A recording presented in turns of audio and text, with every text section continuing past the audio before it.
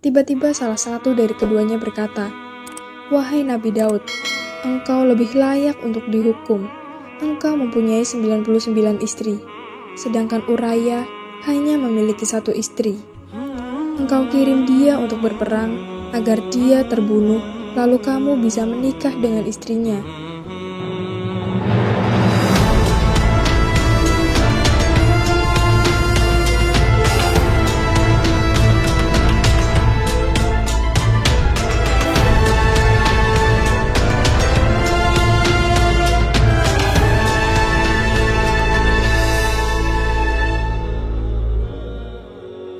Kisah Nabi Daud mendapatkan istri yang ke-100-nya. Nabi Daud alaihi salam adalah salah satu Rasulullah yang mempunyai kemampuan istimewa dan diberi kemuliaan menjadi Raja Bani Israel. Allah Subhanahu wa Ta'ala memberikan kepadanya kitab Zabur sebagai petunjuk bagi kaumnya. Allah juga memberikan keistimewaan lainnya kepada Nabi Daud berupa kepatuhan sejumlah makhluk Allah, mengikuti keinginannya seperti gunung-gunung yang bertasbih bersamanya di waktu pagi dan petang, dan burung-burung yang bisa mengikuti perintah Nabi Daud. Selain itu, Nabi Daud alaihi salam juga diberikan kekuatan, kebijakan, dan keilmuan yang sangat hebat. Dengan ilmu itu, Nabi Daud diharapkan bisa memberikan solusi atas masalah yang dihadapi kaum Bani Israel. Sebagai seorang raja, Nabi Daud memiliki istri yang cukup banyak, jumlahnya 99 orang. Walau demikian, Nabi Daud masih menginginkan satu istri lagi agar jumlahnya genap menjadi 100 orang. Dalam kisah nikahnya Nabi Daud yang ke-100 kalinya, berikut pelajaran yang dapat diambil dari kisah tersebut.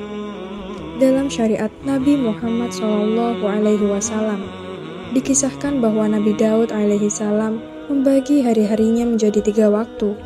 1 hari untuk mengurusi urusan manusia, 1 hari untuk beribadah kepada Allah Subhanahu wa Ta'ala, dan 1 hari lagi untuk para istrinya yang berjumlah 99. Setiap kali beliau membaca kitab Zabur, maka beliau mengetahui keutamaan dari Nabi Ibrahim, Nabi Ishak, dan Nabi Yakub, yang mana ketiga nabi tersebut mendapatkan ujian dari Allah Subhanahu wa Ta'ala.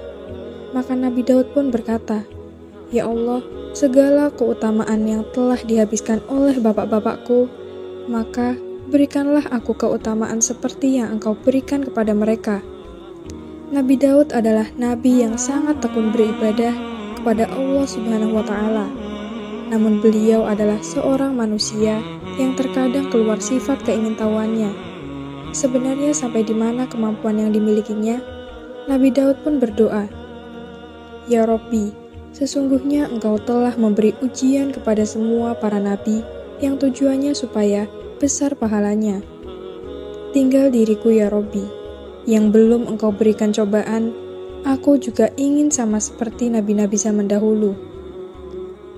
Apa yang diinginkan Nabi Daud adalah hal yang besar secara logika syariat, karena jika memang tambah besar cobaan seseorang, maka orang itu pahalanya juga akan bertambah besar. Jika cobaannya kecil, pahalanya pasti juga akan kecil. Karena itulah Nabi Daud ingin diuji oleh Allah Subhanahu wa Ta'ala. Nabi Daud ingin mendapatkan cobaan ujian dari Allah Subhanahu wa Ta'ala, tujuannya supaya mendapatkan pahala yang besar di sisi Allah Subhanahu wa Ta'ala. Maka Allah Subhanahu wa Ta'ala mewahyukan kepadanya bahwasanya bapak-bapakmu telah mendapatkan ujian. Nabi Ibrahim diuji dengan menyembelih anaknya, Nabi Ishak diuji dengan buta kedua matanya, sedangkan Nabi Yakub diuji dengan kesedihan karena kehilangan Yusuf. Sedangkan engkau belum diuji seperti mereka. Maka Nabi Daud berkata, "Ya Allah, ujilah aku seperti mereka, dan beri aku keutamaan seperti keutamaan mereka." Kemudian Allah Subhanahu wa Ta'ala memberikan wahyu kepada Nabi Daud, "Kalau memang permintaanmu seperti itu, maka tunggulah bahwasanya kamu pada hari ini, bulan ini, tahun ini, kamu akan diberi cobaan. Siapkanlah hatimu dengan sungguh-sungguh. Jagalah imanmu, jangan sampai terlepas dariku." Nabi Daud pun sesudah itu bersiap-siap untuk menyambut hari yang sudah ditentukan oleh Allah Subhanahu wa Ta'ala. Maka datanglah iblis laknatullah dalam bentuk menyerupai seekor burung yang modelnya berbentuk seperti burung merpati. Bulu-bulunya terbuat dari emas, sayapnya dari intan permata, paruhnya terbuat dari zamrud hijau. Karena melihat burung seperti itu, otomatis Nabi Daud ini punya keyakinan bahwa burung ini tidak mungkin datang dari dunia biasa. Nabi Daud pun memiliki keyakinan bahwa burung itu datangnya dari surga. Setan yang menyamar menjadi burung merpati yang terbuat dari emas itu hinggap di kaki Nabi Daud saat beliau sedang sholat. Maka Nabi Daud mempunyai keinginan untuk memegang burung itu. Dikejarlah burung itu oleh Nabi Daud, bahkan hingga Nabi Daud keluar dari istananya menuju halaman istana untuk mengejar burung itu. Akhirnya, burung yang sangat indah itu bertengger di salah satu pohon yang berada dalam taman istana. Di taman tersebut, ternyata ada seorang wanita yang sangat jelita. Dengan kecantikan yang dimilikinya, seluruh wanita pada zaman itu tidak ada yang melindungi kecantikannya. Di taman tersebut, wanita itu sedang mandi. Saat Nabi Daud berada di dalam kebun, maka secara tidak sengaja Nabi Daud melihat wanita itu sedang mandi. Karena merasa dilihat oleh Nabi Daud, maka wanita itu malu dan menutupi seluruh tubuhnya dengan rambutnya yang sangat panjang. Rambut yang awalnya tertata rapi, kemudian diuraikan ke seluruh tubuhnya karena seluruh anggota tubuh itu tertutupi oleh rambut, sehingga menjadikan Nabi Daud penasaran. Karena terbuai oleh rasa penasaran, maka Nabi Daud tidak bisa tidur dengan nyenyak. Makan rasanya tidak enak, minum seperti tidak terasa segarnya di tenggorokan. Nabi Daud telah terjangkit penyakit kasmaran. Akhirnya, Nabi Daud bertanya kepada para pengawalnya tentang wanita yang selalu mandi di kebun istana selama ini. Maka para pengawalnya menjawab bahwa wanita itu adalah istri dari prajuritnya sendiri yang bernama Uraya. Lalu Nabi Daud memanggil Uraya dan mengatakan bahwa Nabi Daud tertarik dan jatuh hati kepada istrinya Uraya. Beliau mengatakan, "Lepaskanlah tanggung jawabmu dari istrimu, biar aku saja yang mengurusnya." Merasa malu untuk menolak permintaan itu, lalu istrinya diceraikan. Demikian itu di dalam syariat, Nabi Daud diperbolehkan dan sudah merupakan adat kebiasaan umatnya tanpa merusak kehormatan diri pada zaman itu. Seseorang dapat meminta kepada temannya agar ia meninggalkan dan memisahkan istrinya untuk dikawininya. Jika orang itu mencintainya, meskipun secara zahir syariat itu diperbolehkan, hal itu tetap saja tidak pantas dilakukan. Karena justru meninggalkan hal tersebut adalah lebih utama. Oleh karenanya Allah mencerca Nabi Daud karena meminta istri Uraya. Namun Nabi Daud meminta istri Uraya itu karena ada rahasia yang diketahui oleh Allah Subhanahu wa Ta'ala, yaitu setelah Nabi Daud mengawini istri Uraya, Allah mengkaruniai anak yang kelak akan menjadi nabi, yakni Nabi Sulaiman. Menurut versi lain, tentang proses Nabi Daud mendapatkan istri yang ke-100, dikisahkan Nabi Daud tak sengaja melihat istrinya sedang mandi. Uraya saat itu sedang tidak bertugas keluar daerah dalam suatu peperangan. Lamanya 3 bulan belum kembali juga dari medan pertempuran. Setelah beberapa waktu lamanya, akhirnya prajurit yang sudah melakukan peperangan itu kembali ke kerajaan. Kemudian Nabi Daud mengirimkan pesan kepada pemimpin prajurit yang bernama Urayah bin Hana tersebut, yang menjadi komandan peperangan. Isi pesan itu adalah, "Aku perintahkan kamu untuk maju dengan membawa bendera kebanggaan kerajaan." Adapun Nabi Daud mempunyai keyakinan setiap prajurit yang berada di garis depan dengan membawa bendera kerajaan pasti kemungkinan besar akan mati. Sebagai prajurit, maka Urayah suami dari wanita cantik jelita tadi maju dengan gagah berani dalam medan pertempuran dengan membawa bendera kerajaan. Apa yang direncanakan oleh Nabi Daud benar-benar terjadi. Urayah bin Hanan pun gugur dalam medan pertempuran saat melawan musuh. Lalu Nabi Daud pun menikahi istrinya. Setelah Nabi Daud menemui istri barunya tersebut, Allah mengutus 2 malaikat dengan wujud orang laki-laki. Keduanya minta izin untuk bertemu dengan Nabi Daud. Namun saat itu adalah hari ibadah beliau, sehingga keduanya dihalangi oleh penjaga. Maka keduanya pun melompat pagar. Ternyata saat itu Nabi Daud sedang sholat. Keduanya duduk di hadapannya. Nabi Daud pun terkejut, maka keduanya berkata, "Janganlah kamu merasa takut. Kami adalah 2 orang yang bersengketa. Salah satu dari kami menzolimi yang lain, maka hukumlah kami secara adil." Nabi Daud berkata, "Kalau begitu, ceritakanlah urusan kalian berdua."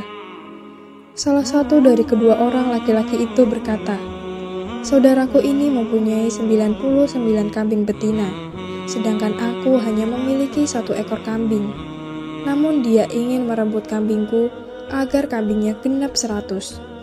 Nabi Daud pun bertanya pada satunya, lalu ia berkata, "Ya, saya mempunyai 99 kambing, dan dia hanya punya 1.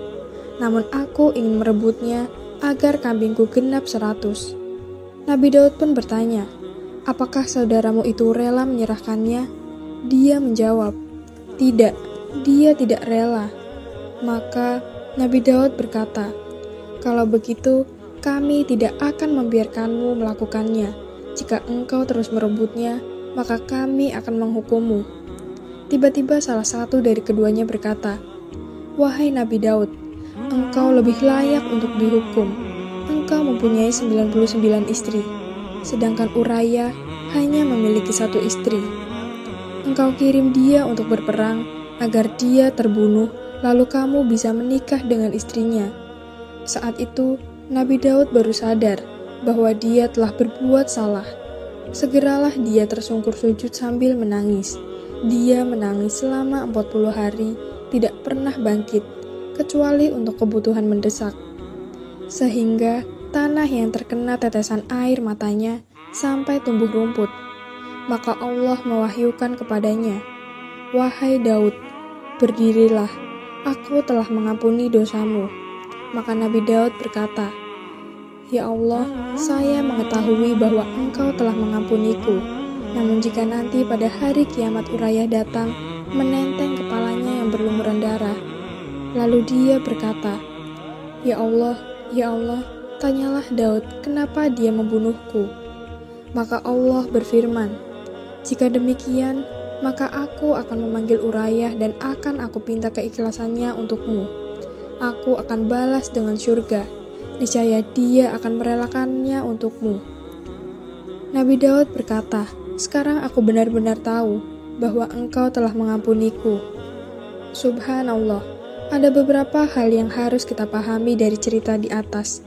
Perlu kita pahami bahwa Nabi Daud adalah seorang nabi, yang artinya beliau terjaga dari kemaksiatan.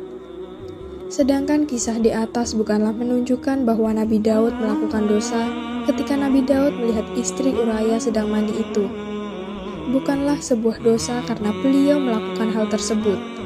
Secara tidak sengaja, adapun hasil kecondongan hatinya setelah memandang itu pun tidak dinamakan sebagai dosa. Demikian itu dalam syariat Nabi Daud diperbolehkan. Bukanlah sebuah dosa karena pada zaman itu seseorang dapat meminta kepada temannya agar ia meninggalkan dan memisahkan istrinya untuk dikawininya, jika orang itu mencintainya, walaupun hal yang lebih baik adalah meninggalkannya. Kisah di atas merupakan pengingat bagi kita bahwa melihat lawan jenis itu dilarang karena dapat menimbulkan fitnah. Allah Subhanahu wa Ta'ala berfirman, "Dan apabila kamu meminta sesuatu keperluan kepada mereka istri-istri Nabi, maka mintalah dari belakang." Surat Al-Ahzab ayat 53. Allah Subhanahu wa Ta'ala juga berfirman dalam surat An-Nur ayat 30-1. "Katakanlah kepada orang laki-laki yang beriman, hendaklah mereka menahan pandangannya dan memelihara kemaluannya, yang demikian itu lebih suci bagi mereka. Sesungguhnya Allah Maha mengetahui apa yang mereka perbuat." Katakanlah kepada wanita yang beriman, hendaklah mereka menahan pandangannya dan memelihara kemaluannya. Rasulullah SAW bersabda, memandang itu bagaikan panah beracun dari panah iblis. Maka barang siapa yang memandang karena takut kepada Allah Subhanahu wa Ta'ala, niscaya Allah Ta'ala memberikan iman kepadanya yang dapat dirasakan manisnya di dalam hati. Nabi Isa alaihi salam bersabda, "Takutlah memandang karena dengan memandang itu dapat menumbuhkan syahwat dalam hati, dan cukuplah fitnah terjadi disebabkan pandangan itu."